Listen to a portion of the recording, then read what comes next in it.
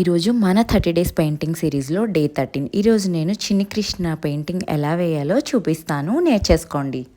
ఈ పెయింటింగ్లో కృష్ణ కలర్ కోసం బ్లూ 32లో కొంచెం వైట్ కలర్ మిక్స్ చేసుకొని కృష్ణ కలర్ వచ్చేంత వరకు వైట్ మిక్స్ చేస్తూనే ఉండండి.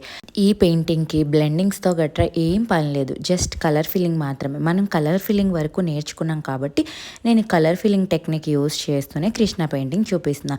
ఈ పెయింటింగ్ని మీరు చిన్నపిల్లల కుర్తాస్ పైన వేస్తే చాలా ముద్దుగా ఉంటుంది. ఇప్పుడు ఈ కృష్ణ పెయింటింగ్ చాలా ట్రెండింగ్ కదా, అందుకే ఇదే నేర్పిస్తున్నా. ఫస్ట్ బాడీ మొత్తం కృష్ణ కలర్తో బ్లూ కలర్తో ఫిల్ చేసేసుకోండి, బయటికి అస్సలు రాకుండా. తర్వాత పంచపాట్లో మీకు నచ్చిన colour yellow, orange, any colour మీరు యూస్ చేయొచ్చు. నేనైతే ఇక్కడ పంచపాట్లో ఆరెంజ్ కలర్ యూస్ చేసి ఫిల్ చేశాను. తర్వాత ఫ్లూట్ జ్యువెలరీకి ఎల్లో కలర్తో ఫిల్ చేశాను. దీనికి నేను 1 నెంబర్ రౌండ్ బ్రష్ని యూస్ చేశాను. నెక్స్ట్ బ్లాక్ కలర్తో హెయిర్ మొత్తం నీట్గా ఫిల్ చేయాలి కలర్.